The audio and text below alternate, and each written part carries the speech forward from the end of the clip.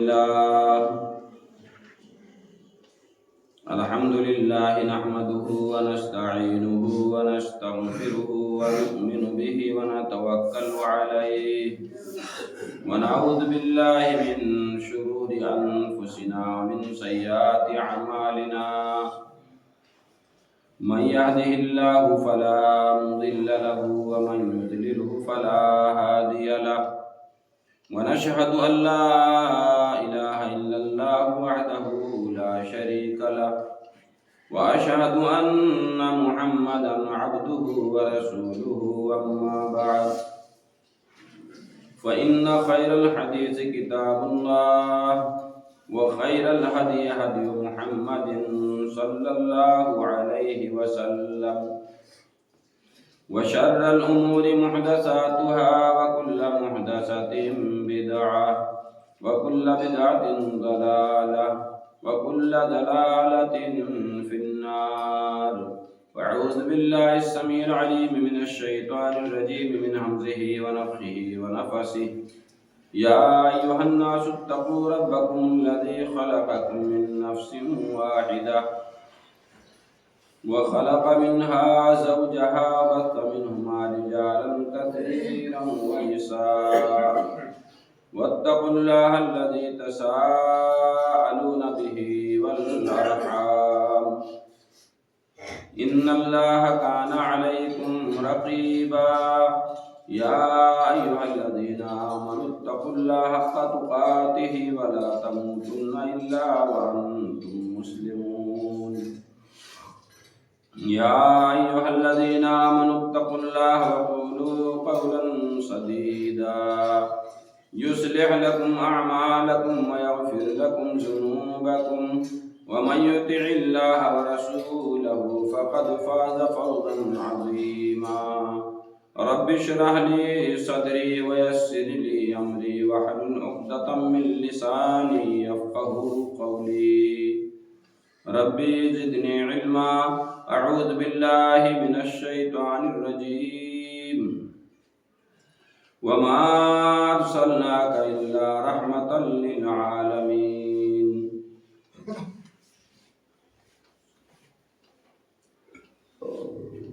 خطبہ مسنونہ کے بعد قرآن مجید کی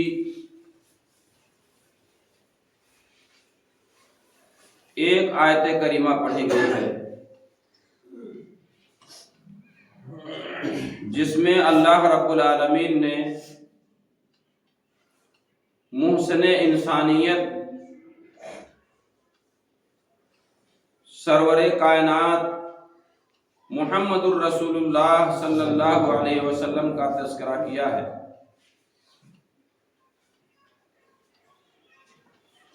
یوں تو دنیا میں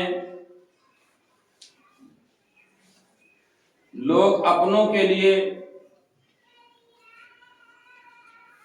کبھی کبھی سراپا رحمت بن جاتے ہیں اور کبھی کبھی سراپا عذاب بھی بن جاتے ہیں۔ اپنوں سے محبت کرتے ہیں تو پرایوں سے دشمنی ہونے لگتی ہے، لیکن اللہ رب العالمین نے اپنے نبی امام الانبیاء سید الرسل محمد الرسول اللہ صلی اللہ علیہ وسلم کے بارے میں ارشاد فرمایا وَمَا أَرْسَلْنَاكَ إِلَّا رَحْمَةً لِلْعَالَمِينَ، اے نبی ہم نے ساری کائنات کے لیے، ساری دنیا کے لیے سراپا رحمت اور مہربانی بنا کر کے بھیجا۔ سراپا رحمت کا مطلب یہ ہے کہ آپ دشمنوں کے ساتھ بھی اچھا سلوک اور برتاؤ کرتے ہیں اور اپنوں کے ساتھ بھی اچھا سلوک اور برتاؤ کرتے ہیں۔ اور سچائی بھی یہ ہے کہ حسن یوسف دم عیسیٰ ید بیدا دار آچے خوباں ہما دارند تو تنہا داری۔ اللہ رب العالمین نے جو صفت، جو اچھائیاں، جو خوبیاں، جو کمالات دنیا کے تمام نبیوں اور رسولوں کو عطا فرمایا الگ الگ، وہ ساری خوبیاں اللہ رب العالمین نے جناب محمد الرسول اللہ صلی اللہ علیہ وسلم کے اندر اکٹھا فرما دی۔ اگر آپ ہم نبی کی زندگی کو دیکھیں کہ آپ سراپا رحمت کیسے تھے، آپ کی جان لینے کے لیے جو آیا آپ اس کے لیے بھی رحمت بنے، زہر جس نے آپ کو دیا اس کے لیے بھی رحمت بنے، جس نے آپ کے صحابہ کرام کو صفحے ہستی سے مٹایا اور مٹانے کی کوشش کی، جب موقع آیا آپ کے قابو میں آیا وہی دشمن، تو آپ اس کے لیے بھی رحمت بن گئے۔ حضور پاک صلی اللہ علیہ وسلم غالباً سن 6 ہجری میں شاہان عجم کو خطوط لکھے، عرب کے علاوہ دوسرے ملک کے بادشاہوں کے پاس۔ ان خطوں میں صرف یہی تحریر فرمایا تھا کہ لوگوں ایک بات سن لو، عبادت اور سجدہ کے لائق صرف ایک اللہ ہے، اس کے علاوہ جس کے آگے بھی تم جھکتے ہو وہ سب بے بس ہیں، لاچار ہیں، مجبور ہیں، وہ خود اللہ رب العالمین کو سجدہ کرتے۔ اس لیے ایک اللہ کو معبود مان لو اور مجھے اللہ کا نبی اور رسول مان لو۔ اگر ایسا نہیں کرتے ہو تو ہم سے جہاد اور جنگ کرنے کے لیے تیار ہو جاؤ، اس لیے کہ اللہ کا حکم۔ جہاں آپ نے بہت سارے بادشاہوں کے پاس خطوط لکھے، وہیں ایک بہت بڑا بادشاہ عظیم المرتبت، مرتبہ اور مقام اپنے معاشرے میں رکھنے والا، اس نے جو بات بھی کہی کوئی بات ٹالنے کے لیے تیار نہیں ہوتا تھا، سمامہ ابن وسال یمامہ کا بادشاہ، جہاں کے ایک جھوٹے مسیلمہ کذاب نے اپنے آپ کو نبی ہونے کا دعویٰ کیا تھا، اسی بادشاہ کے پاس جب خط بھیجا آپ نے، اور کیسا جگر تھا نبی کے صحابہ کا، یہ جانتے ہوئے کہ نبی کا پیغام، نبی کے نبوت کا اقرار، اللہ رب العالمین کے وحدانیت کی تسلیم کا مطلب ہے کہ جو خط لے کر کے آج جائے گا اس کی جان اگر بچ جائے تو بہت بڑی بات ہے، ورنہ بچنا مشکل ہے۔ صحابہ بھی تھے، نبی نے حکم دے دیا، اپنے جان کو ہتھیلی پر لے کر کے پہنچے کہ نبی کا پیغام ہمیں پہنچانا ہے۔ جب خط پڑھا سمامہ بن اسال نے، غصے میں آ گیا اور خط اس نے پھاڑ دیا، نبی کا خط۔ نبی پاک صلی اللہ علیہ وسلم کو معلوم ہوا، آپ نے حکم جاری کر دیا صحابہ کرام کے درمیان، سن لو، سمامہ جہاں کہیں بھی ملے اس کو قتل کر دیا جائے، حکم جاری کر دیا۔ اور نبی کے صحابہ، نبی کے ساتھی، نبی کے اوپر ایمان لانے والے ایسے تھے کہ نبی کا اشارہ ہو جائے وہ اپنی جان کو ایک مچھر کے پر کے برابر بھی اس کی اہمیت نہیں سمجھتے۔ اور سب سے بہترین چیز جو اللہ کے حضور میں پیش کرنا چاہتے تھے صحابہ کرام، اپنے خون کا آخری قطرہ تھا نبی کی خوشنودی کے لیے اعلان فرما دیا، سمامہ جہاں کہیں بھی ملے اس کو قتل کر دیا جائے۔ پھر اسی دشمنی میں سمامہ نے بہت سے صحابہ کرام کو، معصوموں کو، بے گناہوں کو، نبی کے شمع کے پروانوں کو جہاں کہیں بھی ملتے ان کو قتل کر دیتا۔ جہاں بھی صحابی مل گئے، کوئی مسلمان نبی کا شیدائی، اس کو قتل کر دیا۔ اتفاق سے وہی سمامہ اپنے ملک یمامہ سے سرزمین حجاز مکہ معظمہ کی طرف رفتے سفر باندھا، راستے میں مدینہ پڑتا تھا، عمرہ کرنے کے لیے جا رہا تھا۔ رات میں صحابہ کرام کو نبی پاک صلی اللہ علیہ وسلم نے چوکیدار مقرر کر دیا تھا، پہرے داری کرتے تھے، مدینے کی حفاظت کے لیے راتوں رات جاگتے تھے۔ اس راستے سے گزر ہوا، صحابہ کرام پہچانتے نہیں تھے سمامہ کو، رات میں اس کو گرفتار کر لیا، مدینہ کے قریب رات میں اس کو گرفتار کر لیا، اور گرفتار کرنے کے بعد حضور پاک صلی اللہ علیہ وسلم کی مسجد کے کھمبے سے لا کر کے باندھ دیا، کھمبے سے باندھ دیا۔ کہا کچھ نہیں، اگر ہم ہوتے آپ ہوتے، آج کے زمانہ کے لوگ اگرچہ مسلمان ہوتے، یہ نہ جانتے ہوئے کون آدمی ہے رات میں چلنے والے کو قتل کر سکتے تھے، لیکن صحابہ کرام ایسے تھے کہ نبی کے اشارے کے بغیر ذرہ برابر ایک کام نہیں کر سکتے تھے۔ آپ کو خبر دی گئی، نبی پاک صلی اللہ علیہ وسلم آئے، مسجد میں نگاہ پڑی آپ کی کھمبے سے، بدا ہوا دیکھا، کہا میرے صحابہ تمہیں پتا ہے یہ کون آدمی ہے جس کو تم نے گرفتار کیا ہوا ہے؟ کہا اے اللہ کے نبی صلی اللہ علیہ وسلم ہم نہیں پہچانتے یہ کون ہے۔ آپ نے فرمایا میرے صحابہ یہ تو یمامہ کا گورنر سمامہ، یمامہ کا بادشاہ ہے سمامہ ابن اسال، تم نے اس کے ساتھ کوئی زیادتی تو نہیں کی؟ جملہ، تم نے اس کے ساتھ کوئی زیادتی تو نہیں کی، اس کو مارا تو نہیں، اس کو ستایا تو نہیں، اس کو زیادہ پریشان تو نہیں کیا؟ صحابہ کرام نے کہا حضور پاک صلی اللہ علیہ وسلم ہم نے صرف اس کو گرفتار کر کے کھمبے سے باندھا ہوا ہے، ذرہ برابر بھی ایک جملہ ہم نے اس کی شان میں کچھ کہا نہیں ہے۔ نبی پاک صلی اللہ علیہ وسلم نے ارشاد فرمایا عمر صلی اللہ علیہ رحمت للعالمین، اللہ نے نبی کو ساری کائنات کے لیے سراپر رحمت بنا کر کے بھیجا تھا۔ کہا جاؤ میرے گھر میں دیکھو کھانے کی کوئی چیز ہے؟ گھر میں گئے، ماں عائشہ صدیقہ رضی اللہ تعالی عنہا کے کمرے میں، جو کہ مسجد نبوی سے ملا ہوا ہے، اور آپ جب باب السلام سے داخل ہوتے ہیں نبی پاک صلی اللہ علیہ وسلم کو سلام کرنے کے لیے، تو آپ کے بائیں ہاتھ پر وہ حجرہ پڑتا ہے۔ بھیجا، ایک صحابی گئے، دودھ تھا لے کر کے چلے آئے، نبی پاک صلی اللہ علیہ وسلم نے اس دشمن کو پیش کیا، دودھ پی لو، جبکہ اس کے علاوہ گھر میں کچھ نہیں تھا۔ پھر نبی پاک صلی اللہ علیہ وسلم فرماتے ہیں سمامہ کیا خیال ہے میرے بارے میں نے جو تمہیں ختم پیغام دیا تھا اللہ کا، اس کے بارے میں تم نے کچھ سوچا؟ کہا خیال میرا یہی ہے ان تقتل تقتل ذا دم، اے محمد رسول اللہ صلی اللہ علیہ وسلم اگر آپ مجھے قتل کرتے ہیں، میری گردن مار دیتے ہیں، تو میں واجب القتل ہوں، اس لیے کہ میں نے آپ کے بے شمار بے گناہ صحابہ اور ساتھیوں کو قتل کیا ہے۔ اگر آپ چاہیں تو مجھے قتل کر سکتے ہیں، اور اگر آپ مجھ کے اوپر احسان کرنا چاہیں تو میں احسان کا بدلہ دینا جانتا ہوں، اور اگر آپ مجھے قیدی بنانے کے بعد آزادی کے بدلے میں سونا چاندی روپیہ پیسہ زمین و جائیداد لینا چاہتے ہیں تو آپ کی خدمت میں پیش کر دیا جائے۔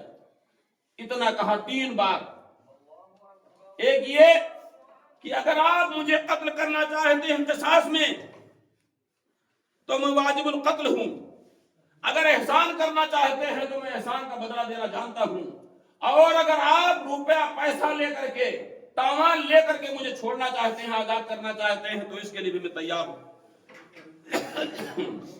نبی پاک صلی اللہ علیہ وسلم خاموش ہو گئے اور چلے گئے۔ اسی حالت میں جب بندھا ہوا ہے سمامہ، چلے گئے اپنے کمرے میں۔ دوسرے دن تشریف لائے اور آپ نے ارشاد فرما دیا کہ سمامہ کو صبح و شام دودھ پیش کیا جائے، اور اس زمانہ میں مدینہ والوں کے پاس کھجورے اور دودھ یہی چیزیں تھیں، کچھ غلے وغیرہ۔ نبی کے پاس جو کچھ ہوتا تھا اس دشمن رسول اور دشمن صحابہ اور دشمنان اسلام کے لیے پیش کر دیتے تھے۔ دوسرے دن پھر آپ نے پوچھا سمامہ یہ 24 گھنٹہ گزر گیا، ہو سکتا ہے کچھ خیالات بدل گئے ہوں، کیا خیال ہے؟ کہا وہی خیال ہے جو کل تھا، میں مجرم ہوں، قتل کر سکتے ہیں، احسان کرتے ہیں تو اس کا بدلہ میں دینا جانتا ہوں، اور اگر مجھ سے روپیہ پیسہ لے کر کے مجھے آزادی دینا چاہتے ہیں تو اس کے لیے بھی تیار ہوں۔ کہا ایک بار مجھے تو دیکھ لو، میری طرف چہرہ اٹھا کے دیکھ لو۔ کہا اس نے صحابہ کے مجمع میں اتنا بڑا مجرم نہیں دیکھتا تیرے چہرے کی طرف، دنیا میں تجھ سے بدصورت اور منحوس چہرہ کوئی نہیں ہے۔ اتنی بڑی گستاخی اس سمامہ نے کی جناب محمد الرسول اللہ صلی اللہ علیہ وسلم کے شان میں، جس کے آگے پیچھے دائیں بائیں فرشتے چلتے تھے، جو تمام انبیاء کے سردار ہیں، پوری دنیا میں اللہ رب العالمین کے بعد جس کا مرتبہ اور مقام ہے، ان کی شان میں اتنی بڑی گستاخی کی، کہا میرے شہر کی طرف دیکھ لے، کہا نہیں دیکھتا، اتنا زیادہ گندہ بدصورت برا شہر کوئی ہے ہی نہیں۔ نبی پاک صلی اللہ علیہ وسلم، صحابہ کرام، تاریخوں میں آتا ہے کہ تلوار کے دستوں پر ہاتھ پہنچ گئے صحابہ کرام کے، اتنا بڑا گستاخ اس کو قتل کر دیا جائے، لیکن اللہ نے فرمایا وما ارسلناک الا رحمۃ للعالمین، اے نبی ہم نے تو ساری کائنات کے لیے آپ کو سراپا رحمت بنا کر کے بھیجا ہے، اس کا آپ نمونہ تھے، ساری زندگی آپ نے اسی چیز کو پیش کیا ہے، اور اسی کا پرتو صحابہ کرام تھے، ان کی زندگی کے رگ و ریشوں میں یہ چیز نبی پاک صلی اللہ علیہ وسلم کی ایک ایک سنت بسی ہوئی تھی۔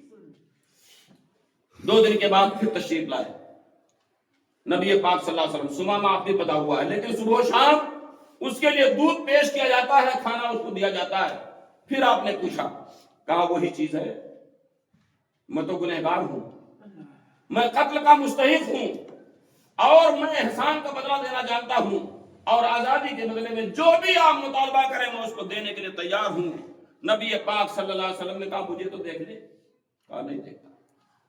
اس کے باوجود نبی پاک صلی اللہ علیہ وسلم نے ارشاد فرمایا، پوری دنیا دنگ رہ گئی، صحابہ کی زبانیں گم ہو گئیں، منہ سے آواز نہیں نکل سکی، کہا سمامہ کی بیڑیاں کھول دی جائیں، آزاد کر دیا جائے، اتنے بڑے دشمن رسول کو۔ ہے دنیا میں کسی کا جگر، اتنی بڑی ہمت ہے، اتنا مضبوط ایمان کسی کا اس دنیا میں ہے، جیسا کہ نبی نے پیش کیا، سمامہ کی بیڑیاں کھول دی جائیں، اس کو آزاد کر دیا جائے، چھوڑ دیا جائے، جائے جہاں کہیں بھی جائے۔ آزاد کر دیا سمامہ کو، چلے گئے جنت البقیع سے تھوڑا سا آگے گئے، پورب سائیڈ میں تھوڑا سا آگے گئے، پانی جمع تھا نخلستان میں، چشمہ تھا، غسل کیا، اچھے ڈھنگ سے نہائے، اور اس کے بعد پھر اسی موقع پر دوڑتے ہوئے مسجد نبوی میں چلے آئے۔ حضور پاک صلی اللہ علیہ وسلم نے ارشاد فرمایا، سمامہ کیا بات ہے، ہم نے تو تمہیں آزاد کر دیا تھا، تم واپس کیوں چلے آئے؟ کہا نبی جب تک میں نے آپ کی شکل کی طرف نگاہ نہیں دوڑائی تھی، جب تک آپ سے زیادہ بدصورت کوئی تھا ہی نہیں، مجھے آزاد کہاں کیا، آپ کی نگاہوں نے تو مجھے مسحور کر دیا، مجھے اپنے قبضے میں لے لیا۔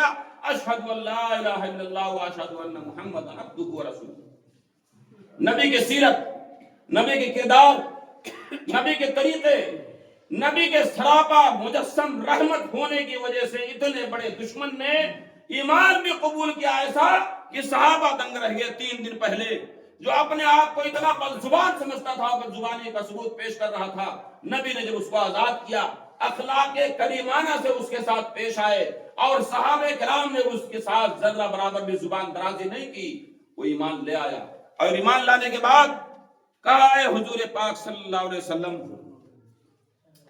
میں بہت پریشان ہوں، میں اسلام تو لے آیا ہوں، آپ سے محبت کا دم بھر دیا ہے، اللہ کی وحدانیت اور نبی کے رسالت کا اقرار کر دیا لیا ہے، لیکن اے نبی میں نے جو آپ کے گناہوں کو قتل کیا اس کا کیا ہوگا، اس کا کیا ہوگا، کیا میرے لیے کوئی مغفرت اور معافی ہے؟ نبی پاک صلی اللہ علیہ وسلم مسکرائے، کہا سمامہ فکر مت کرو، تم اسلام لائے ہو، اسلام پر جمے رہو گے، تمہارے ماضی کے سارے گناہ کالعدم کر دیے جائیں گے، قتل بھی تمہارا ختم کر دیا جائے گا۔ ایمان ایک ایسی چیز ہے، لیکن ہم ایمان لانے کے باوجود بھی اپنے دل کے اندر نبی کی سیرت، نبی کا کردار، نبی کا طریقہ، نبی کا اٹھنا بیٹھنا، شادی بیاہ، بات چیت، کیا ہمارے اندر یہ پایا جاتا ہے؟ بالکل نہیں۔ اگر پایا جاتا تو آج ہماری یہ حالت نہ ہوتی۔ نبی پاک صلی اللہ علیہ وسلم نے انہیں خوشخبری دے دی، تو ایمان لائے ہو، تمہارے سارے گناہ یہاں تک کہ بے گناہوں کا قتل بھی معاف کر دیا گیا۔ کہتے ہیں اگر آپ اجازت دیں تو میں خانہ کعبہ اللہ کے گھر کی زیارت کر لوں۔ وہ اللہ کے گھر کی زیارت گناہوں سے پاک کرنے کا طریقہ تھا۔ آج کے اس زمانے میں پیسے والوں کو فیشن بنا ہوا، آدمی عمرہ کرنے بھی گیا، اس کے بعد بھی 5 وقتہ نماز نہیں پڑھتا ہے، تو کیا عمرہ اس کا قبول ہے؟ اس کا حج قبول ہے؟ خود انسان اپنے آپ کو سوچ سکتا ہے، سمجھ سکتا ہے، اور خود اپنے عمل پر مہر لگا سکتا ہے کہ یہ قبولیت کے شرف کو پہنچا کہ نہیں پہنچا۔ نبی پاک صلی اللہ علیہ وسلم نے ارشاد فرمایا سمامہ جاؤ عمرہ کرنے جاؤ، لیکن اسلامی طریقے پر عمرہ کرنا۔ یہ خانہ کعبہ میں پہنچتے ہیں، کہتے ہیں لبیک اللہم لبیک لبیک لا شریک لک لبیک ان الحمد والنعمت لک۔ جب یہ تلبیہ پکارتے ہیں جس میں توحید خالص ہے کہ اللہ میں حاضر ہوں، اے اللہ میں تیرے دربار میں آیا ہوا ہوں، اے اللہ بادشاہت اور ملکیت کسی اور کے نہیں ہے صرف تیرے سوا، کسی کے ہے ہی نہیں بادشاہت، اے اللہ میں تیرے دربار میں حاضر ہوں۔ جب یہ مشرکین مکہ نے سنا، قریشیوں نے سنا تو دوڑ کر کے آ گئے مارنے کے لیے، یہاں تک کہ ایک نوجوان نے نیزہ باندھ لیا۔ ایک دوسرے بزرگ نے کہا جانتے ہو یہ یمامہ کا بادشاہ ہے، اگر تم نے اس کے ساتھ ذرہ برابر بھی زیادتی کی تو تمہارا سماجی بائیکاٹ کر دے گا۔ مکے میں یمن سے غلہ آتا تھا اور وہ بھی سمامہ کے ذریعہ سے۔ جب یہ بات ہوئی تب لوگ خاموش ہو گئے، لیکن اس کے بعد پھر ایک بار سمامہ کہتے ہیں لبیک اللہم لبیک لا شریک لک لبیک ان الحمد والنعمت لک۔ اللہ کے گھر میں بال پراگندہ ہیں، آدھا جسم نندا، اس لیے کہ بندہ اللہ کے گھر میں پہنچتا ہے اور وہی وہ گھر ہے جہاں غلام اور بادشاہ، امیر اور غریب، عرب اور عجم، کہیں بھی دنیا کا انسان ہو ایک ہی طریقے میں نظر آتے ہیں۔ سب کا سر ننگا، سب کی آدھی پیٹھ ننگی نظر آتی ہے۔ اللہ رب العالمین کے یہاں اپنی بے بسی کا اظہار کرتا ہے۔ اگر یہی اظہار اس کی زندگی کے آخری لمحہ تک چلے جائے تو فرشتے بھی اس کو سلام کرنے کے لیے دنیا میں اترے۔ لوگوں نے چھوڑ دیا۔ پھر سمامہ جب پہنچتے ہیں اپنے ملک یمامہ میں، ایک حکم جاری کرتے ہیں مکہ والوں کے لیے غلہ بند کر دیا جائے، ایک دانہ بھی اب مکے میں نہ بھیجا جائے جب تک یہ محمد الرسول اللہ صلی اللہ علیہ وسلم سے سچی محبت نہ کرنے لگے۔ جب غلہ روک دیا، مکے میں بھوکمری پیدا ہو گئی، پریشان ہو گئے لوگ، جانور بھی پریشان ہو گئے۔ لوگوں نے خط لکھا جناب محمد الرسول اللہ صلی اللہ علیہ وسلم کو، اگرچہ آپ کے اوپر ایمان نہ لائے تھے مشرکین مکہ، خط لکھا کہ آپ کریم ہیں، بزرگ ہیں، احسان کرنے والے ہیں اور بزرگ کے اولاد میں سے ہیں، آپ نے ہمارے نوجوانوں کو جنگ میں قتل کر دیا، اب ہمارے بچوں اور بوڑھوں کو بھوکوں مار رہے ہیں، آپ حکم دے دیجئے سمامہ کو کہ وہ ہمیں غلہ بھیجنا شروع کر دے، قربان جائیے جناب محمد الرسول اللہ صلی اللہ علیہ وسلم کے اوپر۔ یہاں وما ارسلناک الا رحمۃ للعالمین ہے، نبی ہم نے آپ کو ساری کائنات کے لیے رحمت بنا کر کے بھیجا ہے۔ دشمنان اسلام کے لیے کہا سمامہ مکہ والوں کو غلہ دینا شروع کر دو۔ نبی کا یہ سلوک اور برتاؤ تھا، غیروں کے لیے، اپنوں کے لیے تو الگ چیز ہے، غیروں کے ساتھ یہ رہا۔ اور نبی پاک صلی اللہ علیہ وسلم نے اپنے اور پرائے میں ذرہ برابر فرق نہیں کیا۔ پھر سمامہ نے غلہ دینا شروع کر دیا اور احسان کرتے رہے۔ تو میرے محترم بزرگوں اور دوستوں، ہم نے جو بات سنی ایک مشرک اور بعد میں ایمان لانے والے کی کہانی، ان کی زندگی کا مختصر واقعہ ہم نے سنا نبی پاک صلی اللہ علیہ وسلم کی سیرت میں، صحابہ کی زندگی میں۔ تو ضرورت اس بات کی ہے کہ ہم بھی اسی چیز کو اپنی زندگی میں اپنائیں۔ یقین مان لیجئے کہ محمد سے وفا تو نے تو ہم تیرے ہیں، یہ جہاں چیز ہے کہ اللہ و قلم تیرے۔ عمل سے زندگی بنتی ہے جنت بھی جہنم بھی، یہ خاکی اپنی فطرت میں نہ نوری ہے نہ ناری ہے۔ اگر محمد الرسول اللہ صلی اللہ علیہ وسلم سے ایسی ہی محبت کرنا شروع کر دو جیسا کہ اللہ رب العالمین نے محبت کرنے کا حکم دیا ہے، جیسا کہ صحابہ کرام نے محبت کیا ہے، تو یہ سمجھ لیجئے کہ لوح محفوظ میں جو لکھا ہوا ہے وہ لوح محفوظ بھی آپ کا، قلم بھی آپ کا، آپ تقدیر اپنے ہاتھ سے لکھیں گے اگر نبی سے سچی محبت ہو۔ اور نبی سے سچی محبت نہیں ہے، صرف محبت کا دعویٰ ہے، صرف لا الہ الا اللہ کا اقرار ہے لیکن عمل نہیں ہے، تو یہ لا الہ الا اللہ محمد الرسول اللہ کا اقرار ہمارے کسی بھی کام آنے والا ہے نہیں۔ جانتے ہیں نبی اور نبی کے صحابہ کیسی محبت کرتے تھے، اللہ رب العالمین اپنے بندوں سے کیسی محبت کرنے والا ہے۔ ایک حدیث میں آتا ہے ایک بھکاری عورت آئی حضور پاک صلی اللہ علیہ وسلم کی خدمت میں کچھ مانگنے کے لیے. ماں عائشہ صدیقہ رضی اللہ تعالیٰ عنہ کا گھر کیسا تھا, ان کی سماجی زندگی کیسی تھی, معاشرتی زندگی کیسی تھی, مانگنے کے لیے گئی. نبی پاک صلی اللہ علیہ وسلم نے بھیجا, صرف 3 کھجوریں آپ کے گھر میں تھی, صرف 3 کھجوریں آپ کے گھر میں تھیں, جبکہ اللہ رب العالمین نے ارشاد فرمایا تھا نبی اگر تمہاری اجازت ہو تم چاہو تو احد پہاڑ کو سونے کا بنا دیں. احد پہاڑ کو سونے کا بنانے کے لیے اللہ رب العالمین تیار ہو گیا, لیکن نبی کائنات صلی اللہ علیہ وسلم نے ارشاد فرمایا اے اللہ رب العالمین میں تو یہ چاہتا ہوں کہ یہ صرف مجھے اتنا مل جائے کہ ایک ٹائم کھاؤں اور دوسرے ٹائم بھوکا رہوں, تاکہ میں جب بھوکا رہوں پریشان ہو جاؤں تو تیری یاد اور زیادہ مجھے آ سکے. یہ نبی پاک صلی اللہ علیہ وسلم کا طریقہ تھا. 3 کھجوریں تھیں, عورت اپنے 2 بچوں کو گود میں لے بھی تھی. 3 کھجوروں میں سے ایک کھجور دونوں بچوں کو دے دیا, اور تیسری کھجور کو خود کھانے والی تھی کہ دونوں بچوں نے وہ کھجور یا تو منہ میں ڈال لی یا کہیں چھپا لیا, پھر ہاتھ پھیلا دیا. ماں کی ممتا اور ماں کی محبت سے ماں جانتی ہے اولاد کے لیے, ایک کھجور کو چیرا, 2 ٹکڑے کیا اور آدھا آدھا دونوں بچوں کو دے دیا. یہ نبی پاک صلی اللہ علیہ وسلم کے زمانے کی عورت کی بات ہے. حدیث شریف میں آتا ہے کہ اللہ رب العالمین اس عورت سے جس نے ایک کھجور بچی تھی, جو بھوک اور پیاس سے پریشان تھی, 2 ٹکڑے کر کے دونوں بچوں کے دے دیا. اس سے کہیں زیادہ محبت اللہ رب العالمین اپنے بندوں سے کرنے والا. لیکن اللہ ہم سے محبت کب کرے گا؟ جب ہم اللہ والے کریں گے. گھڑی میں سامنے نہیں ہے, ٹائم پتہ نہیں چل رہا ہے. تو وہ معزز تھے زمانے میں مسلمان ہو کر, اور ہم خار ہوئے تارک قرآن ہو کر. وہ صحابہ معزز تھے, عزت کی نگاہ سے دیکھے جاتے تھے. راستہ چلتے تھے تو شیر اور چیتے ان کو جگہ دیتے تھے, راستہ خالی کرتے تھے. لیکن آج ہم نے قرآن مجید کو سینے سے لگانا چھوڑ دیا تو اللہ رب العالمین نے بھی نظر عنایت ہم سے پھیر لی ہوئی. آج ہماری ماں اور بہنوں کے نقاب کو چھینا جا رہا ہے, چہرے سے نقاب کو ہٹایا جا رہا ہے. اس کی وجہ یہ ہے کہ آج ہمارے اندر ایمان نہیں تو ہماری ہیبت غیروں کے دلوں کے اندر سے ختم ہو گئی. ہم نے نبی کی کون سی سنت کو زندہ کیا ہوا ہے؟ ہمارا نوجوان جن سے بہت بڑی امیدیں وابستہ تھیں, ہر قوم میں نوجوان انقلاب لاتے ہیں. نوجوانوں کی حالت یہ ہے ٹھنڈی کے دنوں میں 10-11 بجے رات تک بچے میں بیٹھے رہتے, نہ ماں کو فکر ہے نہ باپ کو فکر ہے.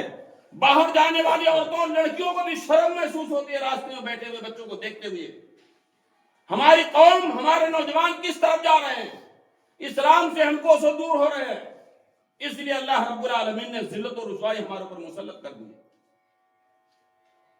ایک زمانہ تھا صحابہ کے نام سے, صحابہ کو دیکھ کر کے لوگ مسلمان ہوتے تھے. حضرت عمر بن خطاب رضی اللہ تعالیٰ عنہ کے زمانے میں بیت المقدس کو آزاد کرانے کے لیے فوجیں بھیجی گئیں. فلسطین جو قبلہ اول ہے, قبلہ اول کو آزاد کرانے کے لیے عمر بن خطاب رضی اللہ تعالیٰ عنہ نے فوجوں کو بھیجا. کافی زمانے تک محاصرہ رہا. لوگوں نے کہا سنو, تم بیت المقدس کو فتح نہیں کر سکتے, قبضے میں نہیں لے سکتے, اس کی چابیاں تمہارے ہاتھ میں جا ہی نہیں سکتی ہیں. ایک آدمی ہے, اگر وہ چلا آئے تو وہ اسی کے ہاتھ میں چابیاں مل سکتی ہیں, اس کا نام عمر بن خطاب ہوگا. انہیں سے ملتے جلتے ایک صحابی کو لوگوں نے پیش کر دیا. کہا تو آسان ہو گیا, جنگ آسان ہو گئی, لڑائی نہیں لڑنی پڑے گی. سامنے پیش کر دیا. بڑے بڑے یہودیوں نے جب دیکھا, ربیوں نے دیکھا, پادریوں نے دیکھا, عالموں نے دیکھا, یہودیوں کے دائیں بائیں آگے پیچھے چہرے والے کو دیکھا, کہا تم مجھے دھوکہ دے رہے ہو, ان سے کچھ ہونے والا نہیں ہے. پھر لوگوں نے خبر بھیجی مدینے میں, کس کے پاس؟ نبی پاک صلی اللہ علیہ وسلم کے خلیفہ ابو بکر صدیق رضی اللہ تعالیٰ عنہ کے خلیفہ عمر بن خطاب کے پاس. یہ حالات ایسے ہیں, یہاں کے لوگ چابی دینے کے لیے تیار ہیں لیکن مطالبہ ہے کہ آپ چلے آئیں۔ حضرت عمر بن خطاب رضی اللہ تعالیٰ عنہ نکلے مدینے سے، کتنے بڑے بادشاہ، 24 لاکھ مربع میل کے بادشاہ تھے، معمولی علاقہ نہیں تھا، 24 لاکھ مربع میل کے مالک تھے، اور ان کی حالت ایسی تھی جیسے پہلے یا آج بچوں کو ڈرایا جائے، شیر آ رہا ہے بچہ دبک جاتا ماں کی گود سے، عمر کا نام سن کر کے شیطان بھی بھاگتا تھا۔ چلے گھر سے مدینے سے، ایک ہی اونٹ تھا، ایک ہی اونٹ، سارے مسلمانوں کے بادشاہ، اتنے بڑے علاقے کے بادشاہ، ایک اونٹ ہے، اور ان کا غلام افلا ان کے ساتھ میں ہے۔ کہا سنو، سواری کا جانور ایک ہے، اگر ہم دونوں سوار ہوتے ہیں تو جانور کے اوپر ظلم ہوگا۔ اللہ نے جانوروں کے ساتھ بھی محبت و انصاف کرنے کا حکم دیا، اگر دونوں ایک ساتھ سوار ہوتے ہیں جانور پر ظلم ہوگا، اگر میں اکیلا سوار ہوتا ہوں تو تمہارے اوپر ظلم ہوگا، اس لیے ایک منزل میں سوار ہوں گا، تم پیدل چلو گے، اور اس کے بعد دوسری منزل تم سوار ہوگے، میں پیدل چلوں گا۔ یہ خلیفہ کا کام تھا۔ چلتے رہے، ایک منزل خلیفہ پیدل، ایک منزل نوکر پیدل، غلام، نوکر کیا غلام خریدا ہوا، ایک سیکنڈ کے لیے بھی اونٹ پر سوار نہیں کراتے، ان کا کوئی جرم نہیں ہوتا۔ لیکن اللہ نے جو حکم دیا، محسن انسانیت محمد الرسول اللہ صلی اللہ علیہ وسلم کو جو اللہ نے رحمت کائنات بنا کر کے بھیجا تھا، صحابہ بھی اسی کا پرتو تھے۔ پہنچے، چلتے ہوئے ایک منزل جب راستہ بچا، راستے میں کیچڑ تھا، جوتے کو اٹھا کر کے کندھے پر رکھا، خلیفۃ المسلمین عمر بن خطاب رضی اللہ تعالیٰ عنہ نے جوتے کو اٹھا کر کے سنے ہوئے جوتے کو کندھے پر رکھا، پیدل چلے، اونٹ کی مہار کو پکڑ لیا، قریب آئے، مسلمانوں کے کمانڈر سپاہ سالار راستوں میں کھڑے تھے، کہا عمر بن خطاب رضی اللہ تعالیٰ عنہ آپ یہ کپڑا پہن لیجئے، ریشم کا کپڑا دے دیا۔ کہا خدا کی قسم اگر اللہ کا ڈرنا ہوتا آج میں تمہیں ایسی سزا دیتا کہ دنیا یاد کرتی۔ ہم اس لباس کی وجہ سے نہیں، ہم پھٹے پرانے کپڑوں کی وجہ سے پہچانے جاتے تھے، اور ہمیشہ پھٹے پرانے کپڑوں میں پہچانے جائیں گے۔ کپڑا پہننے سے انکار کر دیا، سوار ہونے سے انکار کر دیا، باری تھی پیدل چلنے کی خلیفہ کی، سوار ہونے کی غلام کی۔ چلے، لوگوں نے پوچھا امیر وقت کون ہے تمہارا بادشاہ؟ لوگوں نے سوچا یہ غلام ہے، یہ آدمی جو بیٹھا ہوا ہے یہی بادشاہ ہے، یہ آدمی نوکر ہے، غلام چل رہا ہے۔ لوگوں نے پوچھا کہاں ہے امیر وقت، بادشاہ کہاں ہے تمہارا؟ کہا یہ جو پیدل چل رہا ہے یہ ہمارا بادشاہ ہے۔ لوگوں نے دیکھا، نشانیاں پڑی تھی ان لوگوں نے کہ ہمارے اس بیت المقدس کو قبضہ کون کرے گا؟ جس کے کندھے پر اس کی سنی ہوئی جوتیاں ہوں گی، جس کے کپڑے میں 17 پیوند ہوں گے، اس سے زیادہ لگنے کی گنجائش نہیں ہوگی۔ وہ خلیفہ جب پہنچے فلسطین میں، لوگوں نے دیکھتے ہی بیت المقدس کی چابی ان کے حوالے کر دی۔ وہ خلیفہ تھے۔ کیا ہمارا امیر بھی ایسا ہے؟ ہم اپنے گھر کے سردار ہیں، اپنے گھر کے ذمہ دار ہیں، کیا ہمارے اندر برابری ہے؟ کھانے میں، پینے میں، پہننے میں، ہر چیز میں۔ جب صحابہ انصاف کرتے تھے، نبی کے روش پر چلتے تھے، اور جو لوگ بھی نبی کے راستے پر چلیں گے سچی محبت کرتے ہوئے، اللہ رب العالمین انہیں ذلیل و رسوا نہیں کرے گا۔ تو ہم نے نبی کی سنت کو چھوڑا، نبی کے طریقے کو چھوڑا۔ جناب محمد الرسول اللہ صلی اللہ علیہ وسلم ساری دنیا کے لیے رحمت تھے، آج ہم ساری دنیا کے لیے عذاب بنے بیٹھے ہیں۔ آج ہمارے سائے سے بھی لوگوں کو نفرت ہے، آج غریب کی کوئی وقات نہیں ہے، غریب پیروں سے کچلا جا رہا ہے، نادار کو کوئی بھیک مانگنے دینے کے لیے تیار نہیں ہے، کیڑے مکوڑے سے بھی بدتر ہو گیا غریب۔ آج ہمارے سماج اور معاشرے میں برابری کہاں چلی گئی؟ فرما برداری کہاں چلی گئی؟ بچوں کے اوپر رحم، بڑوں کے ساتھ ہمدردی اور محبت کا برتاؤ کہاں چلا گیا؟ ساری سنت ہم نے چھوڑی نبی کی، ہم ذلیل ہوئے، ہم رسوا ہوئے۔ میرے محترم بزرگوں اور دوستوں، یہ باتیں کہنے کی ہیں، لیکن ضرورت اس بات کی ہم اور آپ سب مل کر کے کم سے کم اپنے سماج کو، اپنے معاشرے کو، اپنے گاؤں کو ایک بالکل مثالی گاؤں بنا دیں۔ اس لیے کہ پورا گاؤں مسلمان، سارے لوگ ایک اللہ کے سامنے جھکنے والے، لیکن جمعہ وہ بھی آئے، اس کے بعد پھر چلے گئے، اور بے راہ روی کے اتنے شکار ہیں کہ اللہ کی رحمتیں ہمارے اوپر نہیں ہو رہی ہیں۔ اے اللہ رب العالمین، یقیناً ہم گنہگار ہیں، خطا کار ہیں، سیاہکار ہیں، تیرے نبی کے راستے سے ہٹے ہوئے ہیں۔ اے اللہ رب العالمین، ہمارے ساتھ رحم و کرم کا معاملہ پیدا فرما دے۔ اے اللہ رب العالمین، ہماری زندگیوں میں محمد الرسول اللہ صلی اللہ علیہ وسلم کی سنت اور محبت بھر دے۔ اے اللہ رب العالمین، نبی کا متوالا بنا دے۔ اے اللہ نماز کا قائم کرنے والا بنا دے۔ اے اللہ قرآن مجید کی تلاوت کرنے والا بنا دے۔ اے اللہ ہم سزا کے مستحق ہیں، اے اللہ رب العالمین، لیکن ہم سزا کے لائق نہیں ہیں، تو اللہ رب العالمین عفو درگزر کا معاملہ فرما دے۔ آمین، تقبل یا رب العالمین برحمتک یا ارحم الراحمین۔